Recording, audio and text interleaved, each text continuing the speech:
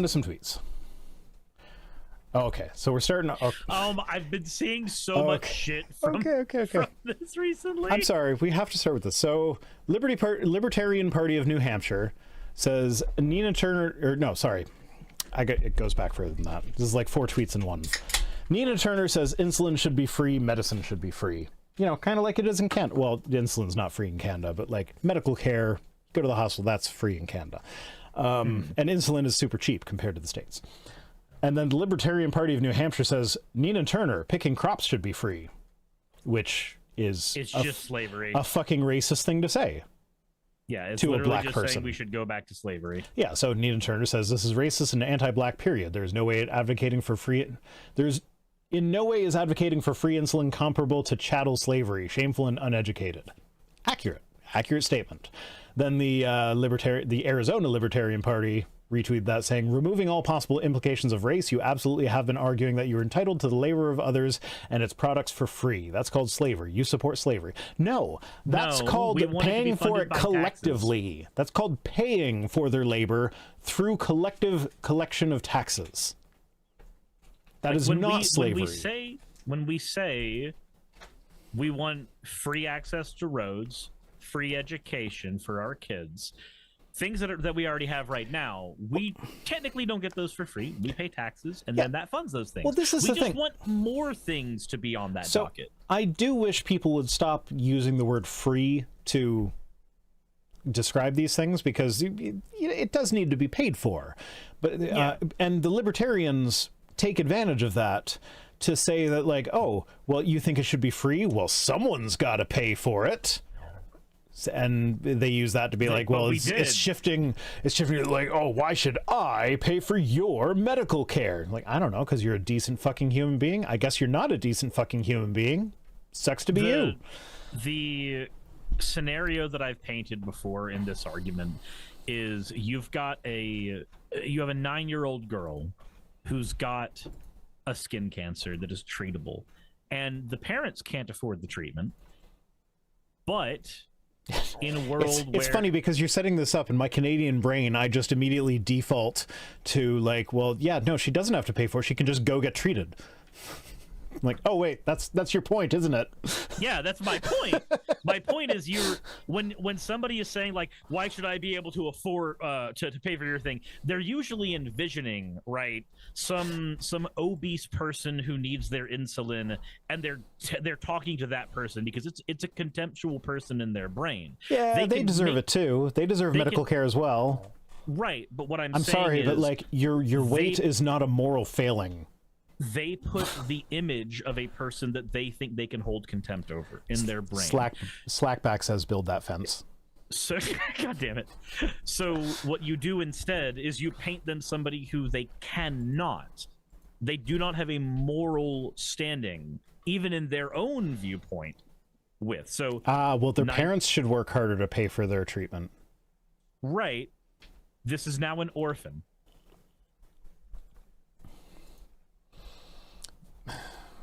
I'm sure there's some response to that. I don't know.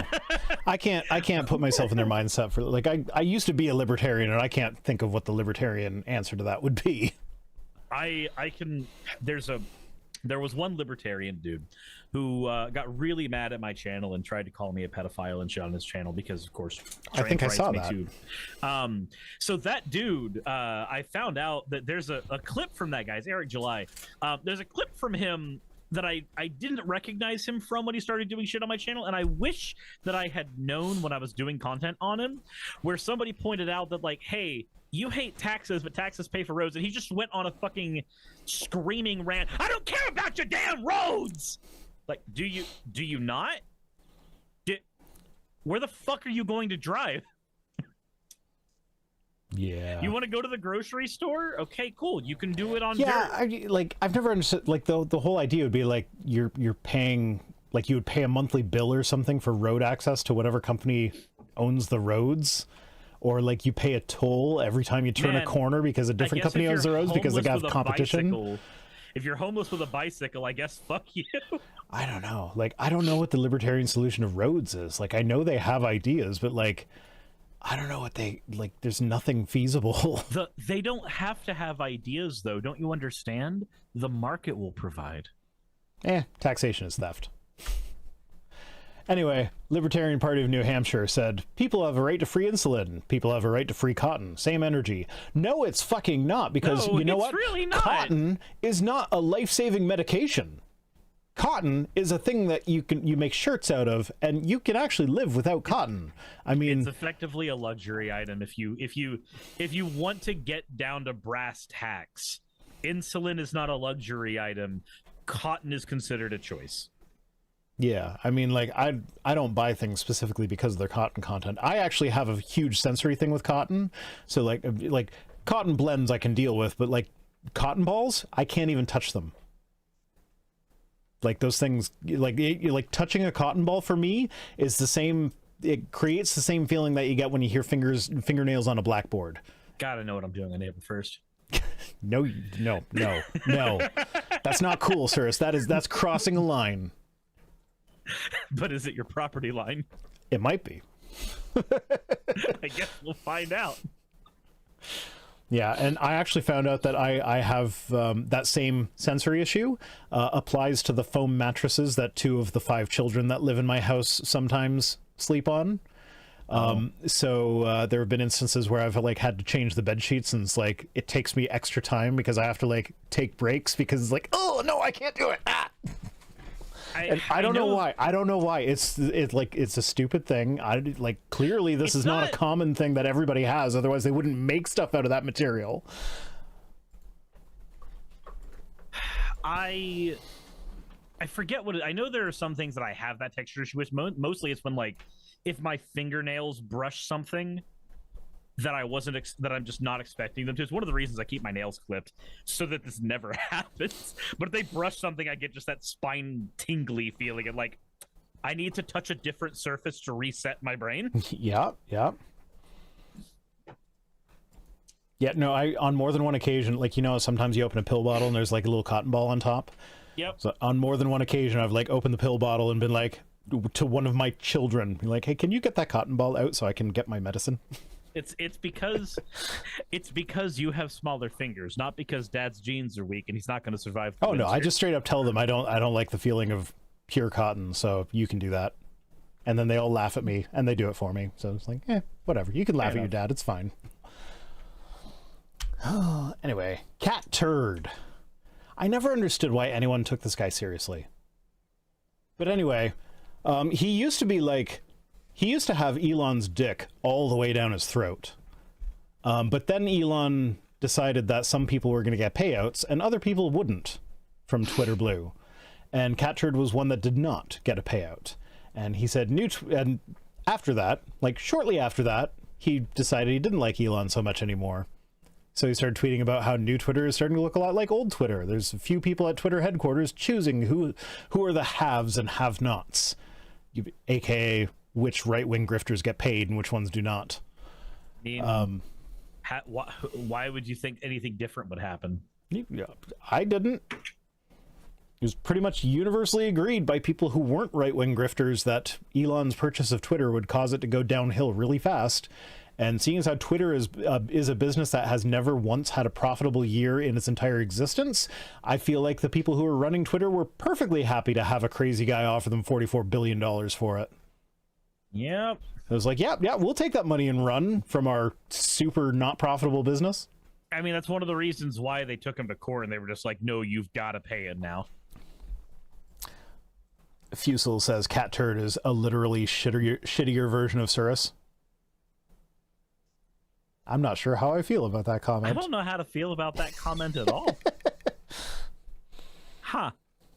Anyway, he says these algorithms are a bad joke and their only purpose is to boost the haves and throttle the have-nots. This isn't free speech, not even close. What's funny about this is that I see Cat Turd's tweets all the time. I do not follow Cat Turd. I do not interact with his tweets at all. Like, this is the first time I've ever screenshotted one. And like never once have I done anything with his stuff. Well, okay, maybe I've had a Cat Turd tweet on Twit Tweets before. I don't know, but like, I think we probably have. He's the right kind of person for it. Yeah, I feel like It would be weird if he wasn't on here before. God, it's Twit just tweets without. It's like not having Kevin Sorbo in Twit tweets. Oh, I don't have Kevin Sorbo this week either. You haven't had him in you haven't had him in the last 3. He's been pretty sad recently. Like it's kind of, he's more sad than funny at this point. It's just like, aw, he used to get jobs, but he doesn't anymore. I think didn't I have him last week? Because like when everybody was getting their payouts, didn't he have like the sad moment of like, where's my money, Elon? No, I don't think you had. Didn't I do that here? Week. Okay, well, he did do that. There were like when people were posting their payout things, which I feel like that was a requirement of getting the payout, is you have to post about it in a troll-like fashion or whatever, because they all, like every single post that I saw that was people talking about their payout from Twitter, it read like a crypto bro tweeting about how much they made by playing the crypto markets or whatever. My monkeys. Like it had all the like the red flashing light emojis and all that sort of stuff, but like, and one of them, like K-Sorbs, responded and was like, hey Elon Musk, how do I get a payout? And it was just sad. It was just like, aw, Sorbo's short for cash. That's why he's doing all these advertisements for like, I don't know, whatever that mobile company is that like their whole thing is we're conservative, but we actually just use someone else's network. It's not Freedom? No, it's not. Freedom Mobile. Freedom Mobile is a Canadian company that is affiliated with, I want to say, TELUS, but maybe not. Maybe they're Bell. I don't know. There's so many. There's so many of those. So like, Canada has this really. So this is one of the things that the States is actually better than Canada for, is that we have a triopoly basically with our mobile carriers. You can either go with Bell, Rogers, or TELUS. And each of those companies has their discount brand. So like Rogers' discount brand is Chatter, TELUS' discount brand is Kudo, and Bell's discount brand is, I guess, Wind. I don't know. No, not Wind. Freedom Mobile. They used to be called Wind because it was like out west where the wind blows. That's the same thing we have here. We have AT&T, we have T-Mobile, and we have... Yeah, but your rates are a lot fucking cheaper than ours. Are they? They are super duper cheap. Like my phone bill is $140 a month, and I have a very basic plan. Mine's like, wait, something's wrong because mine's like $240. What do you get? I have unlimited everything. I have 2 gigabytes of data. Oh, okay. Yeah, that's a little bit different. I'm also technically there's 3 phones being paid for on this plan too. Okay, yeah, mine is just 1. No, as in like not the extra lines, the physical phones. Okay, yeah, that's still just 1 for me. Okay, fair enough. That explains the difference. Okay, never mind. You win. Okay. Yeah, so no, I have 1 phone. I have unlimited text messaging. I have unlimited minutes in Canada. I have a $7 add-on so I can text people in the States.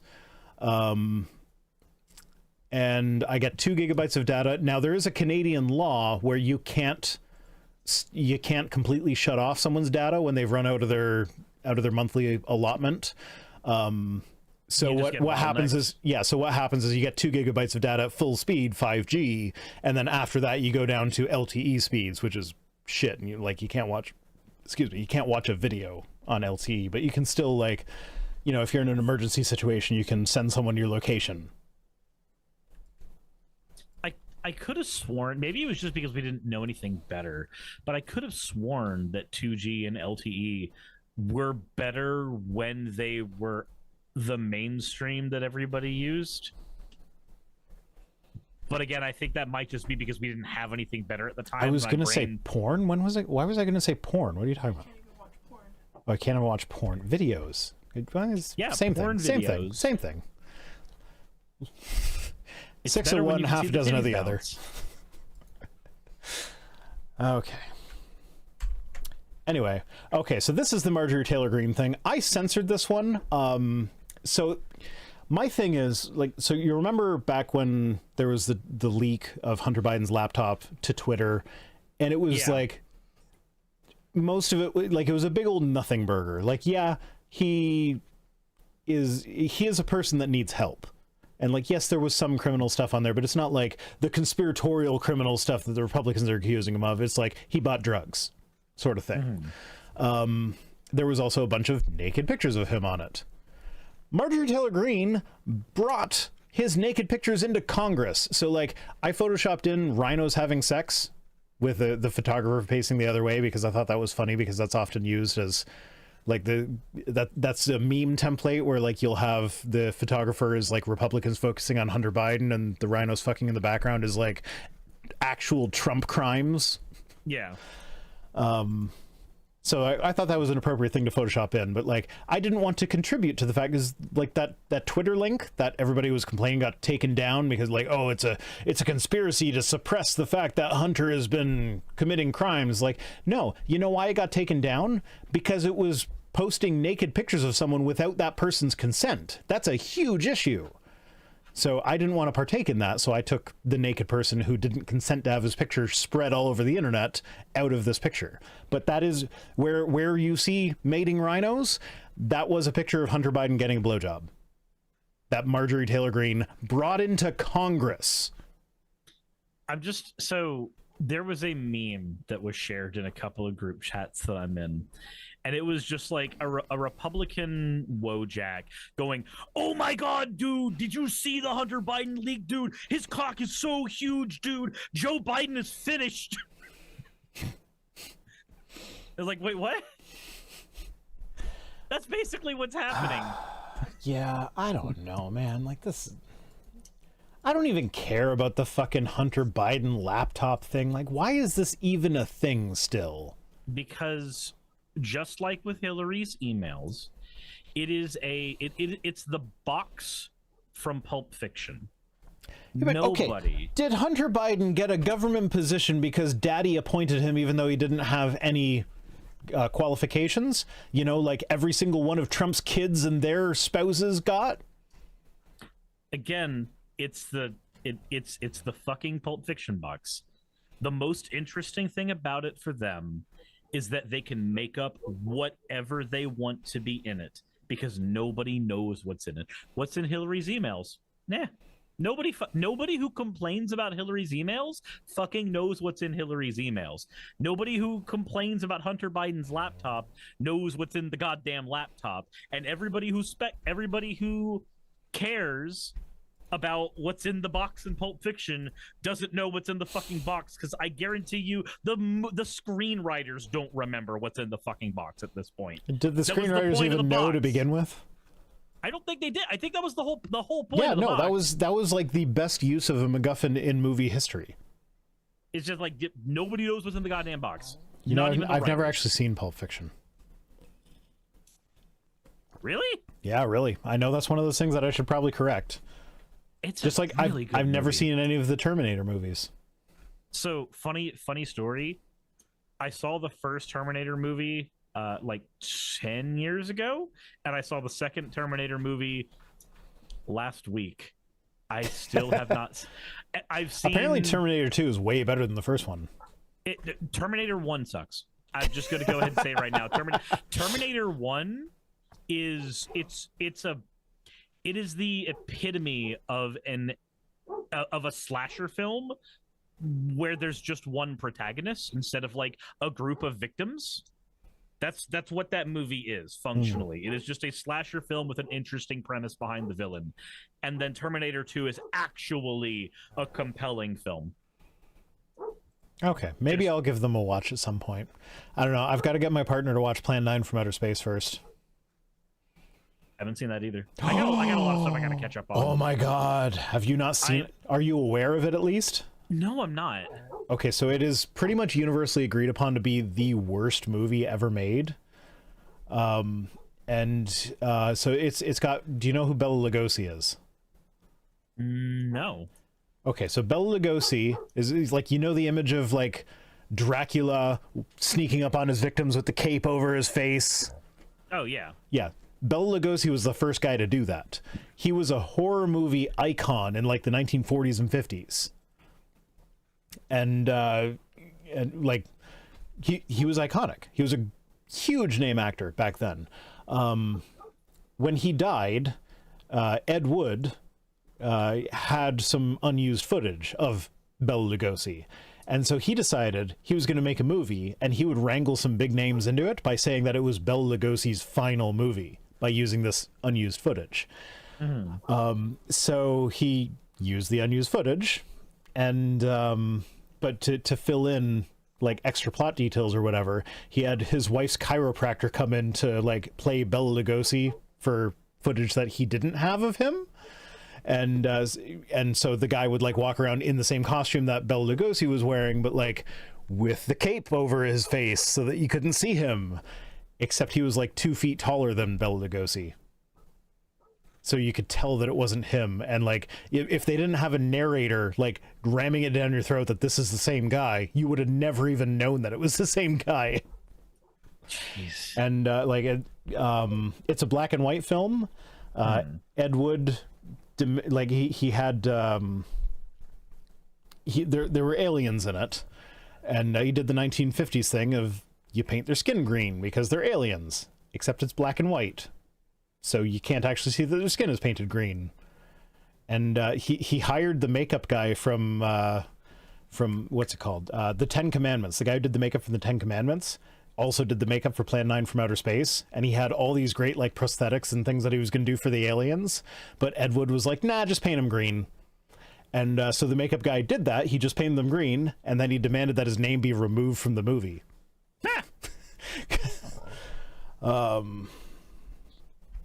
So yeah, the film was terrible. It's got alien spaceships on it that are like very clearly just little bitty things that are dangling from strings. I'll have to put it on when I'm planning on doing a bad movie night. Right now, it's so great. I need to introduce Saki to Santa Claus Conquers the Martians. So so Plan 9 was apparently bankrolled by a bunch of Baptists, and so one of the stipulations was none of the good guy characters could be killed on screen. So every time someone dies that's not like one of the aliens, the camera like abruptly turns away, and then you just hear an awkward scream. You just hear, ah! Yeah. Oh, it's so bad good. I highly recommend it. I'll have to give it a try at some point. Okay. Next tweet. RC says, walk someone through the entire body and how it works. I mean, hair to eye to mouth to digestion, cells, mitochondria, feet, muscle, everything. And if they can't admit it's designed, their issue is deeply psychological.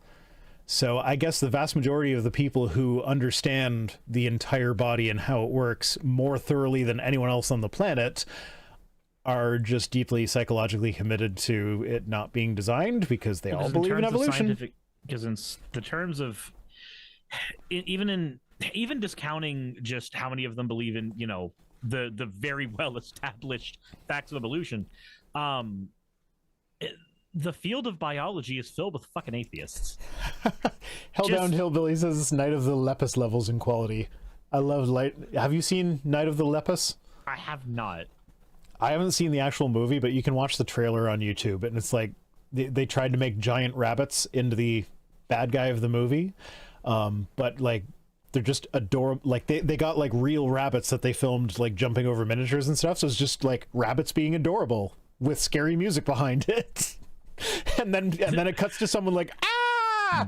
Mom, can we watch Watership Down? We got Watership Down at home. Yes, exactly. Oh, Night of the Lepus is great. I mean, I haven't seen it. I want to see it. My partner's over here like, oh God, no, I hope he doesn't find it.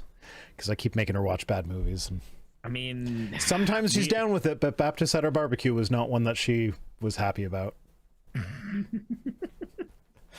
That's the one where someone makes a joke out of pedophilia. And it's supposed to be funny. Huh. Are you familiar with that one? No, I'm not. So it's a Mormon movie. And at one point, so this guy, the protagonist of the movie, is a 29-year-old who is still single, and that's one of the Nick Fuentes. Yeah, basically, they attempt to do several running gags, but like every single running gag that they set up, they just forget about. And so that's one of them is that like, oh, he's 29 and still single, and that's unheard of for Mormons. So like everybody's trying to set him up. And at one point, one of the people that tries to set him up is like, oh, you see her over there? That's my daughter. She's only 18 and not a single penis has ever entered inside her vagina. And like literally that's how she's trying to sell her daughter to him. And then wait, but that means it's more common for their underage ones. Don't think about it. But anyway, his response to that was like, oh no, but I'm 29, so I'm too old for an 18-year-old, which like, yeah, 29 and an 18-year-old, you're probably too old for her. Like you're gonna run into some problems. Maybe some rare circumstances that could work, but no, that's sketchy. I mean, typically what you find is that because you guys are in different stages in life, when they go through a developmental stage and they start going like, oh, wait a minute, have I made some life choices that I need to change? One of those life choices might just end up being you. Yeah, but anyway, so he says no, he's too old for that. But the lady's response is like, oh, well, that don't worry about that. You're not too old for her because like her grandfather was 73 years old and he married a 17-year-old. What? And they play that off as if it's a joke. Because like, get it? Because Mormons do that, so it's funny. No, it's not funny. That's pedophilia and it's gross. Stop doing it. What? Yeah, no. What is the... There's actually several moments throughout that movie where they bring up actual problems with the Mormon church, but they just play it off as a joke. Like, for instance, look at those quirky Mormons. You know how the Mormon church has been caught hoarding like $100 billion of cash, like not even in property, just like straight up cash money that they could use to do whatever they want with whenever they want. So yeah, one of the jokes throughout the movie is like, oh yeah, so this is a Mormon community out in the boonies where like nobody lives. So instead of having a building, they just meet in whoever has the biggest house, and whoever has the biggest house gets to be the branch president. Yay! And then when the branch president kicks them out or whatever for singing hymns or something, I don't know, they try to play that off as a joke as well. They're like, they send a representative down from the Mormon church, and he's like, we already own 2 acres of property here. So you own 2 acres of property and you refuse to build a church for them. Great. How magnanimous of you. And then the joke is like, yeah, we own 2 acres of the best property here, so we're going to send down a trailer to be your church instead of actually building a building. And it's like, yeah, this is a legitimate problem they have. They like with them hoarding money instead of using it to actually like do good in the community. And they play it off as a joke. Haha, it's so funny. It's so funny that you have so much money that the most you can spend is $10,000, which is less than 0.5% of what you've got. Oh, it was a double wide trailer, so like we're talking 20,000. Oh, yeah, no, you're right. You're right. Yeah, okay. It also has Dr. McCoy from Star Trek in it? Are we talking? Oh, that's Night of the Lepus has Dr. McCoy in it. I think. I'm pretty sure. I know it's not Plan 9. Or Baptist at Our Barbecue. Oh my god, Jesus I would be... Christ. Can you imagine how depressing that would be to like watch some stupid ass Christian movie like Baptist at Our Barbecue and then see like an iconic Star Trek actor in it? You're like, huh. I'd be so depressed. I was here for a fun time, and now I'm just sad. Carl Benjamin. Oh, God damn it. So this is when Nick Fuentes comes up. This was a long screed. I didn't screenshot the whole thing because most of it is just like, who the fuck cares?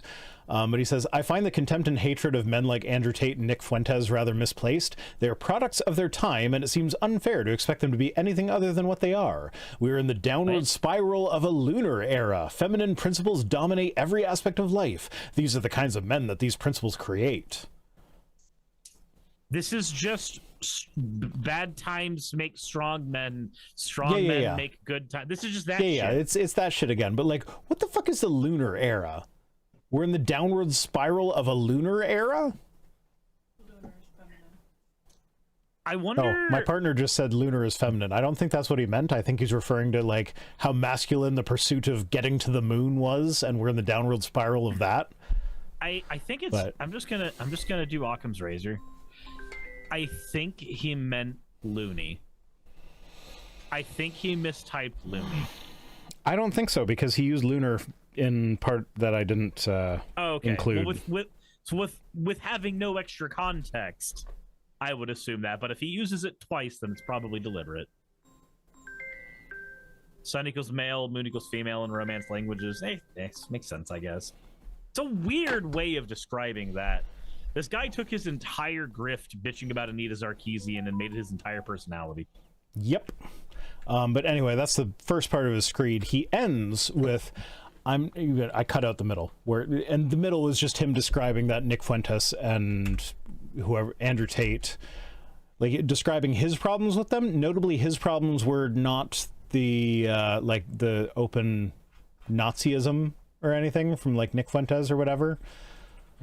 So he says, I'm not saying this to exculpate either man. I'm saying it to contextualize them. For all I know, Tate is a criminal sex trafficker and Fuentes is a closet homosexual who uses religion as a cover, because, you know, that would be way worse than being a Nazi. What? Let's just ignore the Holocaust denial, I guess. Yeah, like that. Like, it would be way worse to Sargon if he's a closet homosexual than the fact that he is an open Nazi. But if we take a charitable reading of the open Nazi and human trafficker, we can see that men like this are inevitable because the process of masculinization of men has been stunted, where it hasn't been outright destroyed. Neither men should be venerated or castigated, in my opinion. It would be better to learn from and understand them. They're both intelligent and talented.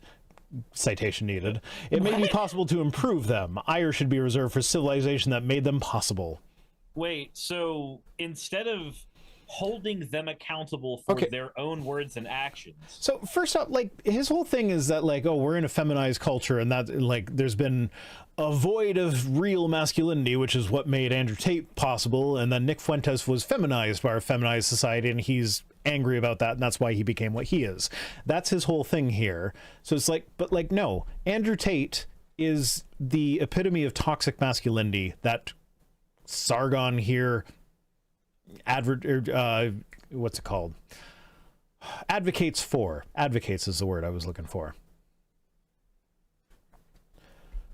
But yeah. And guys, let's not look at Hitler and the things he said and did. He was a product of his time, and so he needs to be looked at through that.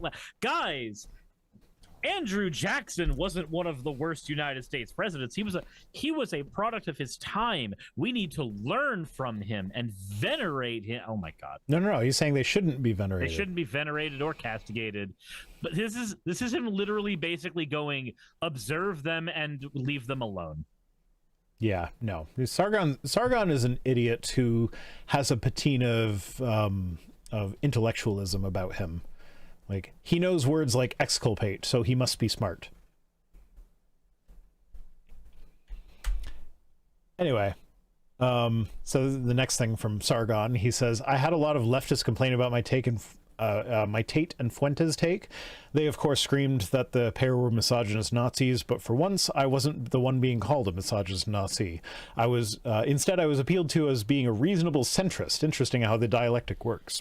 Because when we have a matter of scale, right? Well, no, First of all, I saw a few criticisms of his take on Nick Fuentes and all that. Not a single one actually called him a reasonable centrist or even implied that he was a reasonable centrist.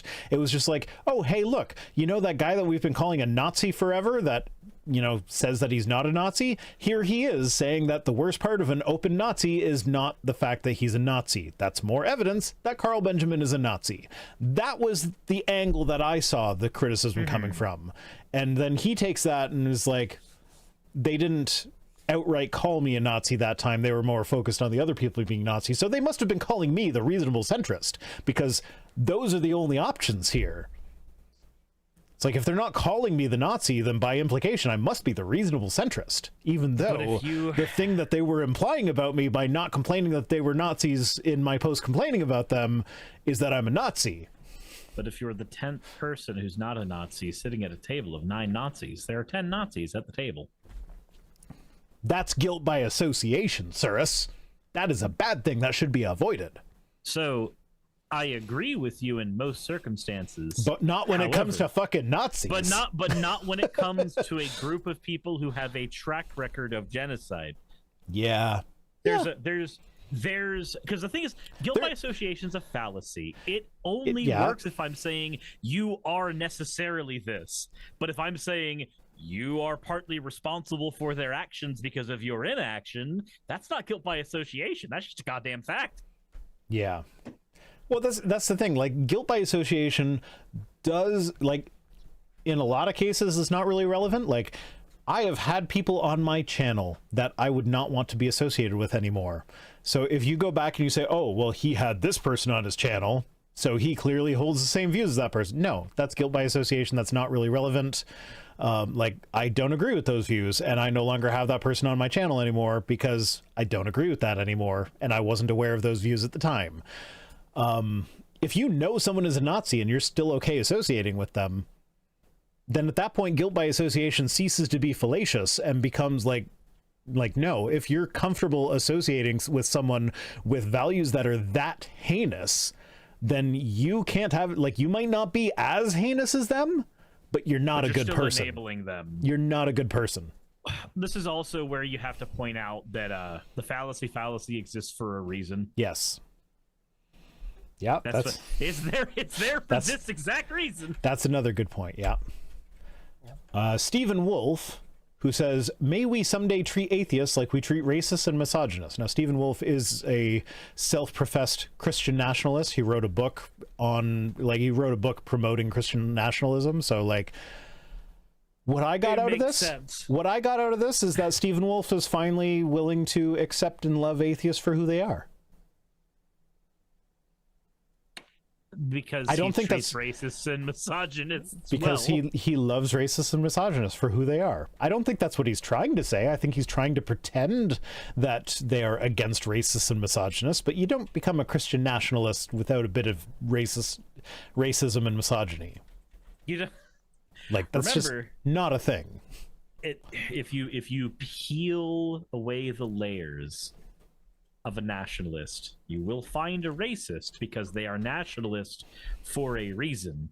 You dig far enough, they start thinking that country identity aligns with race. Almost every goddamn time. Yeah. Okay. And I think, that's the last one, and we're running a little bit late, so yeah, that's fine. So, yeah. Thanks for joining me. It was fun, as always. Thank you for having me on. And do you still have Nazis in your chat? So we actually started banhammering them when they stopped being fun. Nice. So they're not there anymore. At least they're not saying anything anymore. They might still be here. I don't know. Nah, they wouldn't watch without being able to say stuff.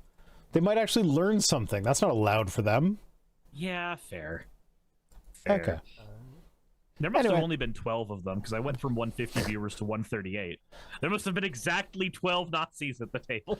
Hey, I'm at 82 right now, and I'm like the highest I've been so far. So anyway, thanks for joining me. It's been fun. And as always, fuck off.